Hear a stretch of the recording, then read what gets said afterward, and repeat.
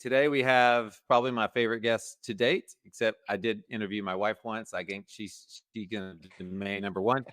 However, Dr. Alex Spinoso is a mentor and a friend of mine, and we're gonna have a blast today. So buckle your seatbelt. The question that I'm gonna start with is, for a man that was once a prison doc to go to hmm building an eight-figure empire in the medical wellness and aesthetics, industry, what was the moment that flipped that switch for you? So, Alex, give us a little introduction. Tell us about yourself and how we got to this spot.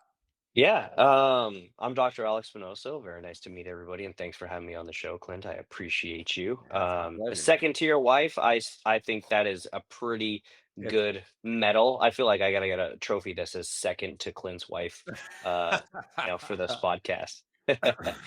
But no, I trained in Southern California. I did my residency there, and I wanted to do sports medicine. And I realized in that process that I could do sports medicine without having to go through a year of fellowship. And that's how I ended up in prison.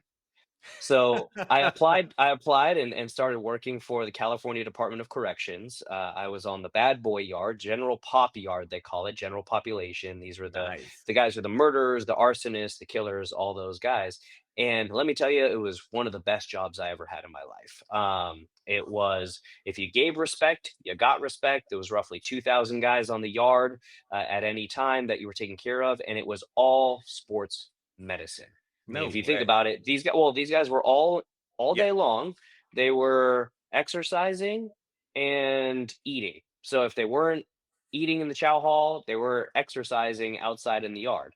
So they were playing sports against each other. They were fighting each Yep. other. Yep. They were, stabbing. There's not a lot of sports that require stabbing, but they were stabbing each other. So it was a lot of sports medicine and trauma all day long. Joints, you know, pain here's pain there, stabbing each other, or trauma. So I loved it. And I thought, you know what, this is going to be my job forever. I'm going to work for the government for 20 years. I'm going to get a 20-year pension. Yeah. When I retire, I'll be 40 years old, 46 years old, and then I'll go and get another government job. And in 20 years, I'll retire and have a double pension by the time I'm 66. I mean, it's going to be the best ever. This plan is awesome. And so I got about 2.5 years into a government job, and man, let me tell you, it got to the point where I just wanted to put a bullet in my head.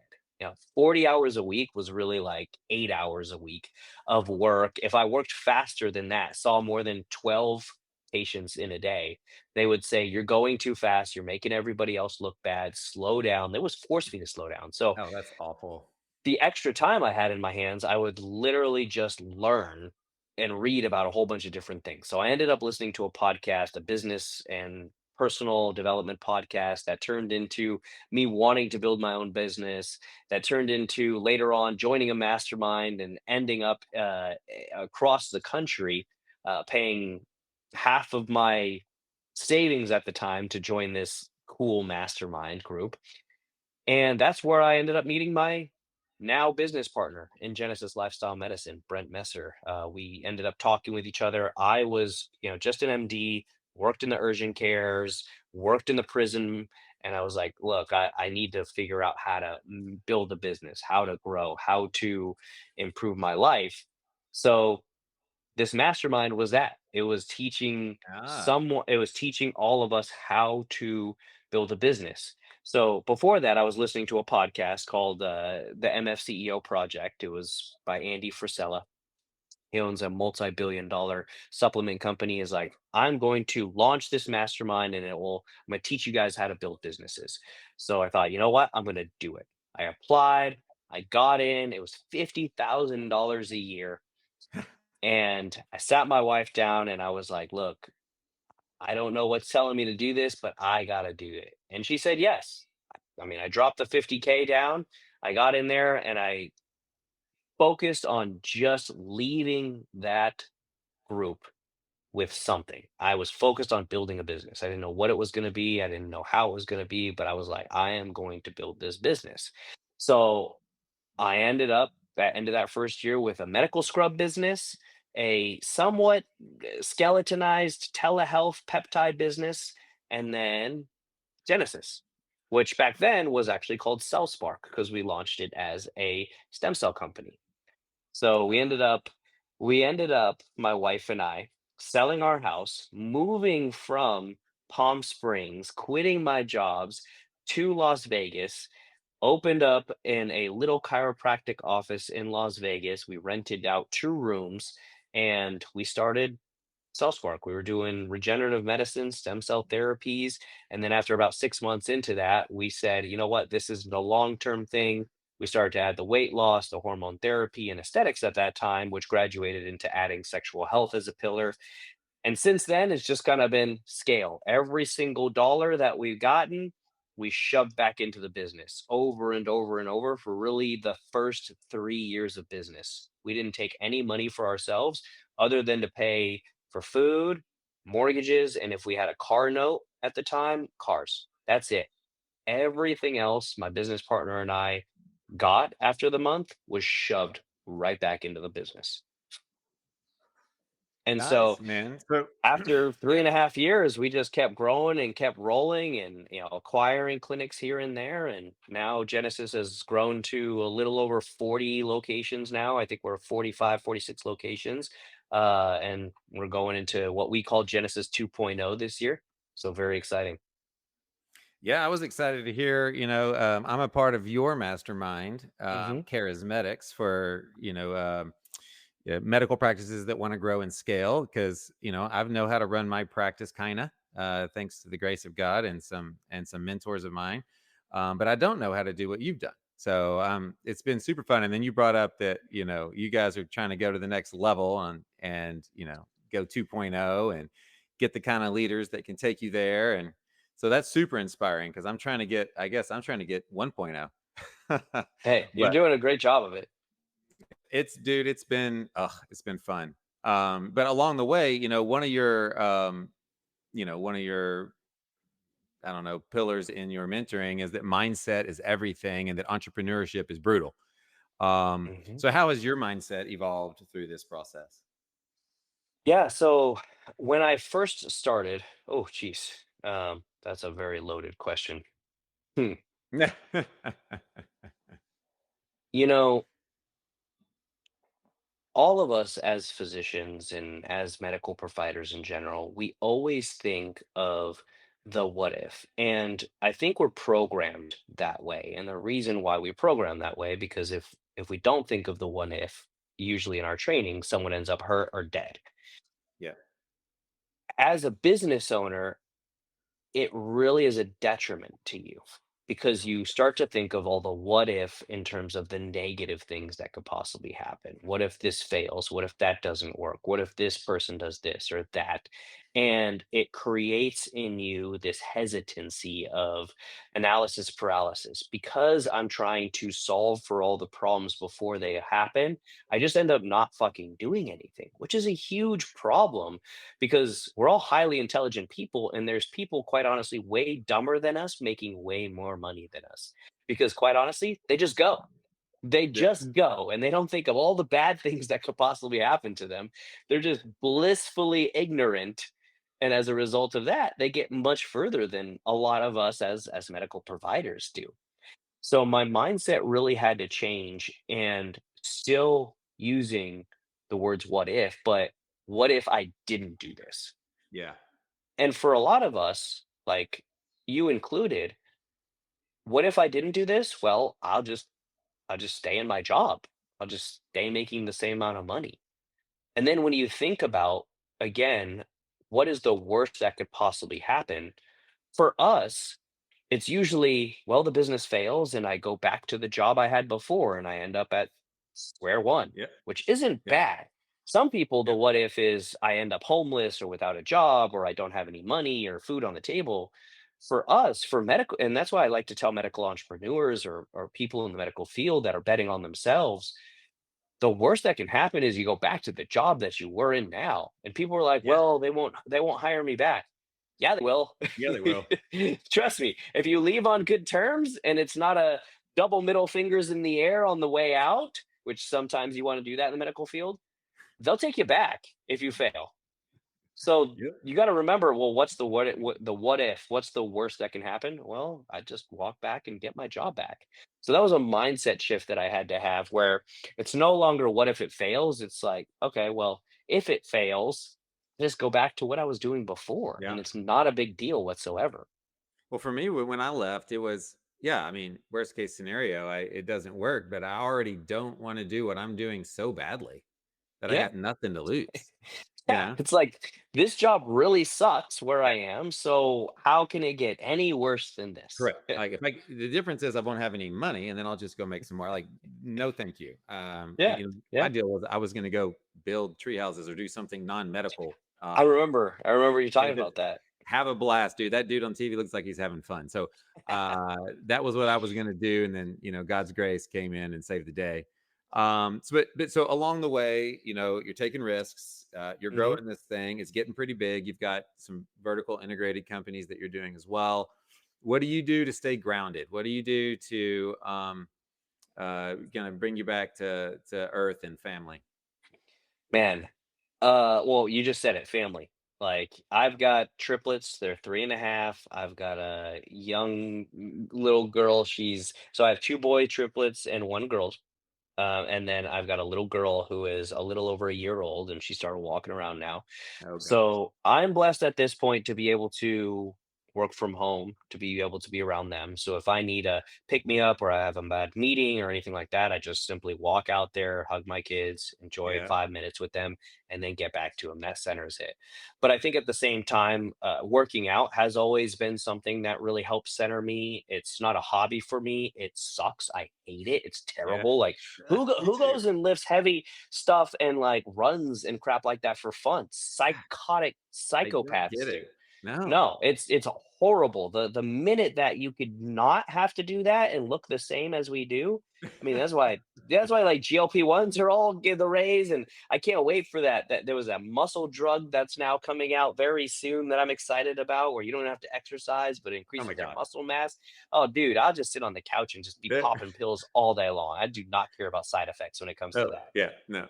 Yeah, But no, I think that's what keeps me grounded is being able to do that while at the same time realizing that look, what we're doing every day, even if you're an entrepreneur, what you're doing every day matters. Like you may not think it matters, but look, you're a part of something bigger than yourselves, whether you are an Amazon box packer or whether you're running a medical company. Like you're a part of something bigger than yourselves.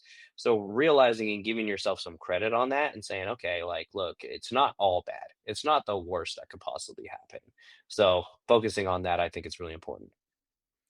well, so, I love that. I think, the giving my employees a bigger purpose than just a paycheck has been, one of the more deeply satisfying parts of this whole journey.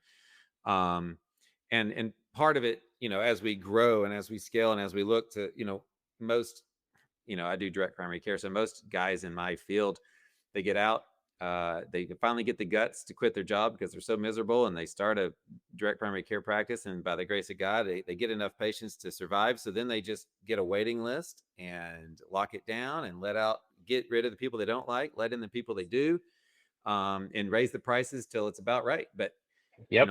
we've been called to spread the gospel of this, of people, more providers and more staff and more patients getting to experience medicine this way. And so that's been really fun. But in order to do that, you can't be stuck in fear and scarcity, right? Like, we are creating something. Tell me about how that mindset works for you. Oh, that's look, there are so many people, especially in our field, the medical field, and there's so much cutthroat competition where people are like, in order for you Yeah, to win, I have to lose. And that's not the case. And I always like comparing it to the big boys out there because everybody knows For Hims. Let's just talk about them as a publicly traded company. yeah, They're doing 2 million prescriptions a month. 2 million prescriptions a month. And obviously, they don't have 100% of the people on Earth or in the United States under their care. There's still 50,000 med spas out there, all different types of med spas. So when you think like, oh, you know what? In order for this person to win, I have to lose, or I got to beat that person, and vice versa. That scarcity mindset will stop people from making money more often than not because it's always a competition. It's always something to be burned down. And don't get me wrong, I love competition. Like if we're going to get into it, I'm going to make sure that I do everything I possibly can to stomp your throat Yep. if we're competing. Yep. But at the same time, like there is so much of this fear or scarcity mindset, I think not only in medical providers, but in entrepreneurs in general. Well, nobody's gonna come and see me. Well, they come and see you now. They could change doctors, they could go to someplace else. So I think a lot of that fear and scarcity mindset it keeps people where they're at. It keeps people from growing and improving themselves. And that's the problem.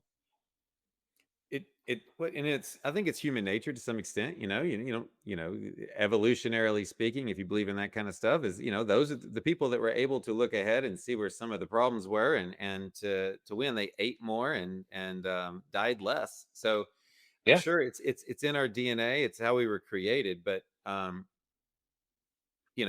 you realize that God owns all the cattle on the hills anyway, and that this is we're creating more every day.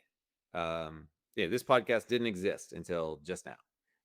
There's always something else that we're making and creating, and it's so freeing to be freed from scarcity, to be able to create is so fun. yeah, And at the same time, it's not just how it feels, right? Like you've got we had a great talk yesterday about operating on facts, not feelings. yep, um if you're gonna how because in the medical field, um we're about taking care of people, and it's all feel good. And to the extent that when a medical provider wants to go out and start a practice, um you know it's almost like, how can I do what I want to do and only make a little bit so that I don't feel guilty that I made a lot, because I'm supposed to be like, we've been trained to not make money. yep, We've just been brainwashed. And yep. so then you get in here and you start scaling. You want to build a practice and build it big, and or scale it, and actually be successful. Like, I'm going to title this something to the effect of how to make more money as a medical provider, and then in parentheses, if that's even okay to ask. You right? Yeah, Like, is yeah, that okay? So tell me yeah, about tell me about operating in facts, not feelings, and what that means to someone who wants to actually have a successful business. yeah. When it comes to business, this is such a good lesson. And you might think you're absolutely killing it in business, but when you really look at the numbers and you bring it down to the numbers, you realize you're not at all. And so, an example for us that we had at Genesis is that we had these laser hair removal machines that we thought were absolutely killing the game. I mean, we were full from 8 a.m. to 6 p.m., open on days off, bringing all these different types of people in. It was great. And then what we did was get a, chief financial officer part-time to look at every single one of our services and see if those services were actually making money or not. And what happened was we found out that every single laser hair removal machine, we were losing about $14,000 a year having that machine. And it was like, "Holy shit, no way." And we had 12 machines at the time, so we're losing like 170K across the entire platform just having this single service. And again, we thought feelings-wise, we were killing it. We thought it was full all day long, there's no way we're losing money on it, it's impossible, but there were so many other factors that went into that that we ended up at the bottom line losing money because we were actually offering this service. And we would have never known until we looked at the numbers, looked at the facts. And once we did that and we eliminated that service, hey, income bounced back up. That is mind blowing, by the way. I've actually heard Yeah. that example one time before, and I still don't get it. I'm like, then why do hair removal machines exist? I'm confused. I think it's just the service and master of, jack of all trades, master of one, Yeah. or jack of all trades, master of none, but Done. better than being a master of one sort Yeah. of thing. Yeah. We at Genesis thought, let's have 30 different services. Let's Yeah. make sure we cater to everything. And I think that's one of those young and entrepreneurship things you do, is that this client wants this. Okay, we'll get that. This client wants this. Okay, we'll get that. Let's get this and this and this and this and this. And then at the end of the day, you got 30 services, you got 30 different types of marketing, you got 30 different types of sales language, you got 30 different types of cross sells and verticals, et cetera, that you have to do. And as a result of that, you end up diluting your brand. You dilute your marketing ad spend because you can't spend as much. You dilute your training and your ability to scale. And we were moving so fast that we essentially diluted our own sales training. Like, we couldn't really teach a salesperson how to sell 30 things Yeah. really well. We Yeah. just couldn't. Hell, So it wasn't so much that, it wasn't so much that laser hair removal was a crappy service, because there's plenty of companies out there, Laser Away, Milan Laser, that are making great money, but that's one of their main pillars, yeah. laser hair removal. Yeah. For us, it was just like an extra add-on that we had with all these other services. Yeah. Right. So that's really what it was. And I guess the lesson is twofold, operate off facts, not feelings. But at the same time, if you're going to roll something out in your business, make sure you have the proper marketing, the proper sales language, the proper scripts for the girls over the phone to book them, the proper follow up, and make sure it's not just rolled out and saying, hey, sell this. Or you buy this machine, you roll it in, and you say, hey, we got this new machine. It's really nice and shiny and beautiful. Sell it. It really doesn't work like that. And again, I thought it used to, Well, and it's how they all work together, right? So does what you want to buy or want to add, is it going to cannibalize something else you already have? Is right? it going to be a natural next step for a client who needs that? And that brings me kind of to your spider web approach and stacking services and that kind of thing, which I guess you kind of already alluded to. How does that work for you guys? Both sort of within your business, and then you also have some vertically integrated businesses that work alongside. Yeah, I think you literally hit the nail on the head with what you were saying, is that the your services, they need to be able to stack on top of each other. So that spiderweb diagram is, if you have, let's say, weight loss as one of your pillars and you're just doing GLP-1s, what can you add to those weight loss clients that could bring you more revenue? Is it supplements? Is it another weight loss drug that you could stack on it? Is it, do you have exercise programs or a gym that you're associated with? You could sell them gym memberships to. Food. Is there a certain food that you can order for them or get them associated with? Those are all things that are, again, in a vertical. And like you said, when it comes to services, make sure you're not cannibalizing it. Like, if you have a machine for fat and weight loss, don't buy a second machine for fat and weight loss. That just means you have two machines that do the same thing. Yeah. You don't get twice as many clients doing that. You get the same amount of clients, but now you got two machines that you got to pay for. And so that was one of the things that we really pare down. Again, jack of all trades, master of none. We took our 30 services and we said, let's cut them down to these four pillars: Yeah. weight loss, hormones, sexual health, and aesthetics. And if it doesn't fit in one of those pillars, then it's not something that we do. And along with that, each of those pillars that we have, they're cross sold to each other. So if you have weight loss and you come in for weight loss, we're checking your hormones to Yep. make sure that you shouldn't be on hormone therapy as well. And if you have weight issues and hormone issues, I guarantee you got sexual health issues. You just maybe don't want to talk about it up front, but Yep. they're there for Yep. sure. And on the opposite end, so our aesthetics is actually tied into our weight loss treatments. So when we think about skin laxity, or Yeah. when we think about those types of things, that's where our machinery comes in. So we're doing pulse wave and shockwave therapy for sexual health.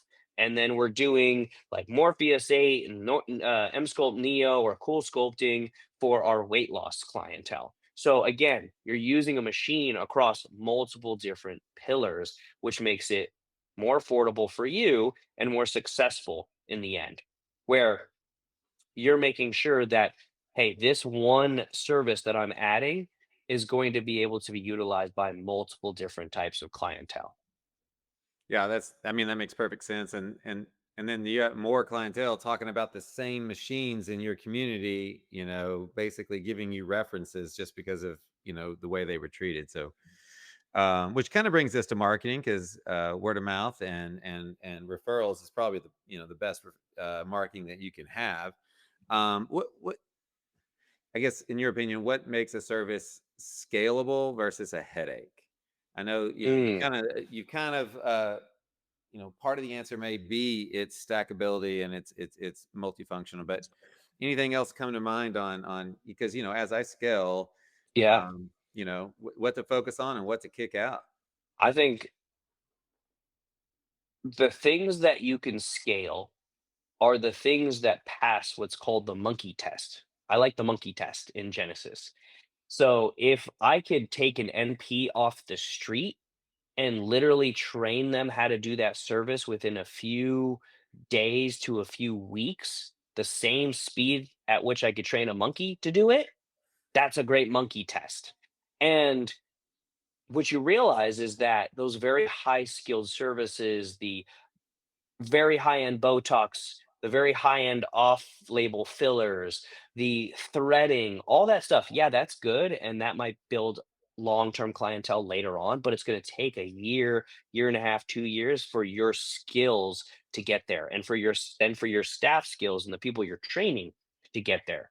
And then they leave, Yeah, you start all over again. yeah, So the services that we like to add are those services that are very simple, as well as services that maybe a client wouldn't be attached to a provider.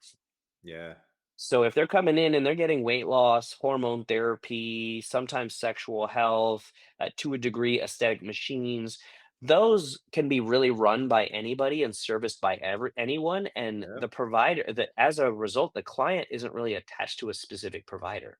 Versus a Botox filler that this one provider in yeah, this one state can do, and they are the best in that state, and that's all they do.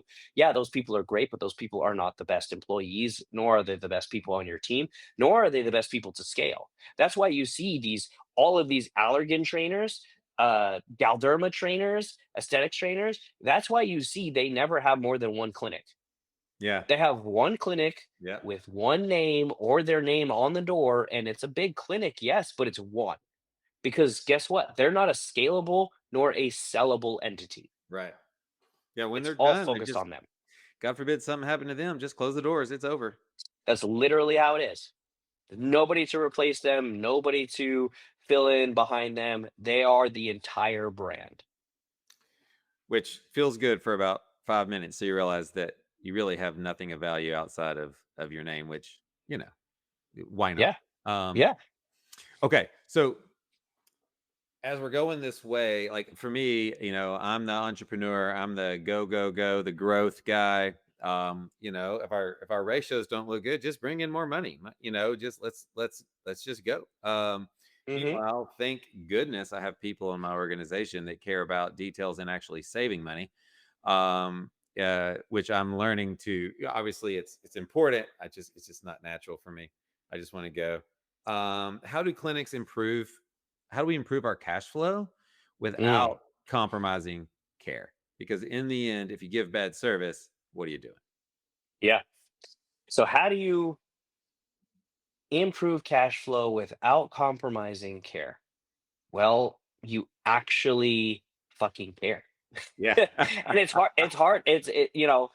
Gary Vee said that, and he when he came and spoke with us at an event in the mastermind, that Origin mastermind, I remember him saying that, like, No way. How do you make more money? Like, you just actually fucking care about people." And it's so true because when you think about it, if you truly care about somebody, things like, well, I can't afford this, or I'm not sure I could do this. if you truly cared about it and if it was your friend, you'd be like, "Dude, what are you talking about? Like, you need this. Like, you have to do this." Or if your friend was overweight, every once in a while we'd be like, "Dude, you need to get in the gym, or you need to take this fat loss medication, or you need to Yeah. stop fucking stuffing your face with food." We would do that to our friends. So if Yeah. you really care about somebody, you would do that to them. Now, I'm not saying when they come in, you say, "What's wrong with you, fatty? Like, let's get you, what's you're a piece of shit. Let's get you," like you would talk with your friends. I'm not saying that. But what I'm saying is, if you really cared about the people walking in, just like you do your own family or your own Right. friends, you would try and connect with them in the same way. You would say, "Look, this is going to help you. I know it's going to help you. I've seen it help all these other people. I've seen it help me. So this is what you need, X, Y, and Z, and there's really no other option because I'm telling you, you need to do it." And you're really caring about them getting the results that they need, not selling some random stuff or anything like that, because that's not the whole point. Caring about the service. And when you care about the service, guess what? They're going to send more referrals into you. And then on top of that, they're going to spend more money with you because data shows, and I'll point out the data in Genesis. Data in Genesis shows that 62% of our income in Genesis as a corporation comes from people who come into our clinics 3 times or more. And almost 90% comes from people who come into our clinics 5 times or more. So that tells us the Man. people that we really care about, the people that keep coming back, the people that trust us are the ones that are spending the most money. And that trend is the same at Fort Hims with their recurring billing being a huge part of their revenue, or Laser Away or Ideal Image in the same way. That's what people don't realize. The more you care, the better. Caring, we got in it to care. So it comes pretty natural, but along the way, it gets beat out of you in the system because the system doesn't seem to care about patients at all. And so you get burned out. And then when you start your own business, you're like, yeah, but I got to stay in business so it can get lost in the mix. Yep. Fortunately, at MyMD, that's not a problem. And my team is unbelievable. And our core values would not tolerate that. But Yeah. at the same time, it's, you know, how do I care enough to help them get the treatment they need, even if it's kind of expensive or Yeah. even if it's, a little inconvenient, Mhm. just to get them to there. And what I guess next for me is what inspired you to care enough to start Charismatics, to help a Yeah. bunch of little guys like me get going and try to Yeah. be able to Well, you spread the you guys gospel of you you care. guys you guys say you say little guys and you're running a multi-million-dollar corporation. Okay, let's be real here. Let's be real here for everybody listening. This guy's killing it. So, but no, going through that mastermind that I went through, and it changed my life and it changed my direction and it helped me grow and improve my life, everything. None of that was medical at all. So there was maybe 2 of us in out of 55 that were in the medical field in general, but it wasn't medical. And although everything that they taught me and Yeah, everything that they teach you in business is relevant no matter what a yeah, business, whether you're running a pool noodle selling company or a medical company, all the good parts of running a business are still the good parts of running a business yeah, no matter where you are. So I had that, but I didn't there are intricacies when it comes to licensing, when it comes to different types of services, when it yeah. comes to all those things that I had to figure out myself with my business partner, and we had to figure it out, and we call it the dumb tax, and we have paid literally to learn what not to do, services not to deliver, things not to, decide that over and over and over, and that dumb tax has gotten bigger. The dumb tax went from, a few $1,000s to $10,000 Yeah. to hundreds of thousands of dollars to over the last 12 months. my business partner and I have probably lost a good, I would say, 1 to $2 million, definitely over $1 million, maybe two, in paying dumb tax. And that's just learning process. That's just throwing it out there, making sure that we're testing things, testing the waters, and then on the backside, making sure that, hey, once we learn that lesson, we're not doing that shit again. And Yeah. this is why. Yep. And so my mentor took, I think it was about 14 years before he started really making millions of dollars in his company. And so it took me roughly, 2.5, 3 years to start making millions of dollars in my company. And so if I could do that to somebody else and they can do it in 12 months, great. That's the whole purpose of charismatics, to help other people level up faster and level up together. Because I never had that. And again, because you win and you're in Tyler, Texas. I've got 6 locations in Texas. Because your company is killing it in Texas does not take away Right. from my company's killing it in Texas. It doesn't at all. There's plenty of people in Texas, Yep. That was and I there's was plenty of gonna people I was across gonna the bring that country. up. Yeah. Yeah. For not And scarcity, but abundance. And so it just benefits us to learn from each other and learn the best processes and procedures. And again, I don't have it all figured out. Neither do you, neither does anybody else. If we could take the best of each one of our services, or each one of our treatments, or each one of our systems and processes, and teach each other it, you know how much better we will be? Yeah. We'll definitely all make more money. We'll all have more clientele. And again, we can't possibly see all the clients in the world. The obesity rate in the US, for the first time, I think actually for the first time ever, it's down 1%. Okay, Ooh. it's still like 47%. Yeah. It's Yeah. still 1 out of 2 people are Yeah. obese, and more than 60% overweight. I was gonna And say, and everybody else wants to lose weight. So yeah, there you go. and so it's still there's still plenty of people if you're doing weight loss. There's still plenty of old people if you're doing primary care, if you're doing geriatric care. There's still plenty of patients everywhere. It's when and gosh, man, we've got dozens of practices in there that come regularly and others that are listed that we're all a little different anyway, and we still have a chance to benefit each other, and sometimes it's the differences that make the input that much more fun. Yep. Okay, let's wrap this thing up, man. Your time is precious. I Let's really do it. Let's enjoyed do it. this. I This love is it. fun. What's one thing that a provider could do this week to begin making more money in their clinic this week? Mm.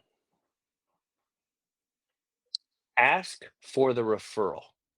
Yes. So many providers are worried about asking people to send their friends to you. And don't just ask. I would say, "Hey, can you write down 3 names Oh, wow. and maybe their telephone numbers or emails that might benefit from this same service that you're doing right now?" And Nice. this goes back to when I used to sell rainbow vacuums door to door. Every single house we walked into, we were Yep. trained to get this sheet.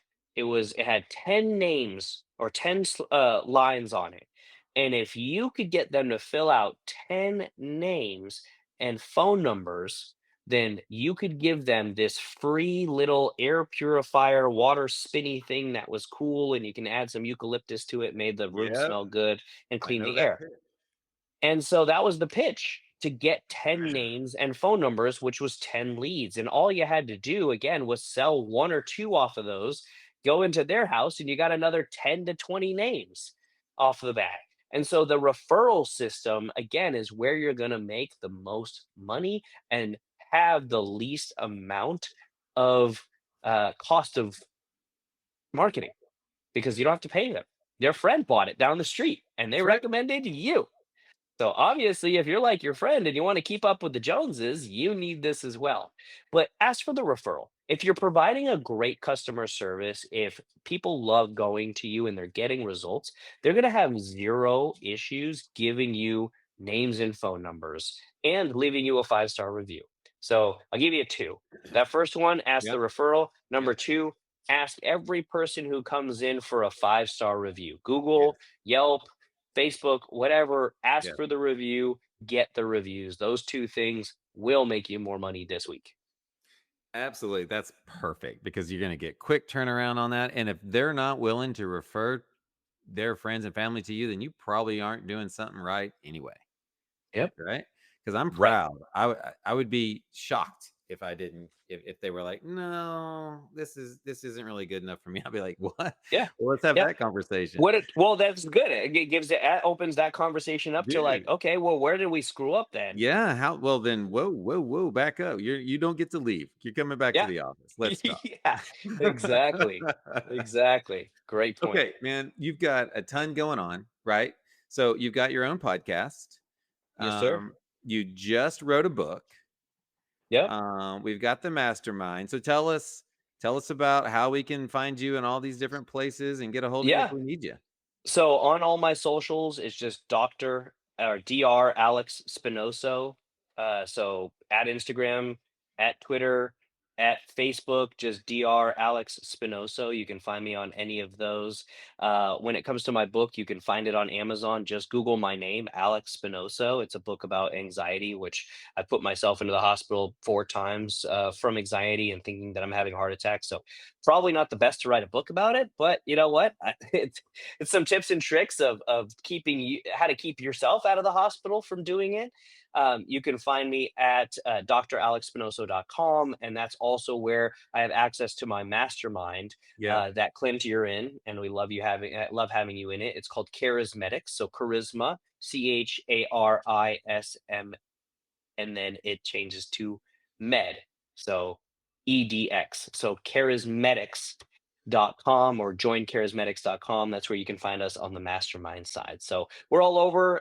My podcast is just called the Spinoso Podcast. And I'm going to have obviously Clint on as well. We record in person though, so I'm going to drag your butt all the way to Let's Heath, do it. Texas to hang out Yeah, with baby. me for a day. So Dude, man, thank you so much. And of course, someone with anxiety is the person to write a book about anxiety. Who else? Right? Like right. when I went through depression and burnout and low T and thyroid Mm, problems, it made me such a better doctor. Oh my gosh. yeah. Oh my gosh. Yeah. I mean, Absolutely. You are your own walking billboard going through all that absolutely. stuff. Like, I kinda know what that feels like, Mhm, Instant connection. mhm. So, yeah, thank you very much for all of this, man. Thanks for your time. I can't wait to bombard you at your studio somewhere, someone nice, when I'm big and Absolutely. and cool like you, I'll have one of my own. But thanks a lot, dude. Have a blast and, have a great day, man. Appreciate it. Have a great one.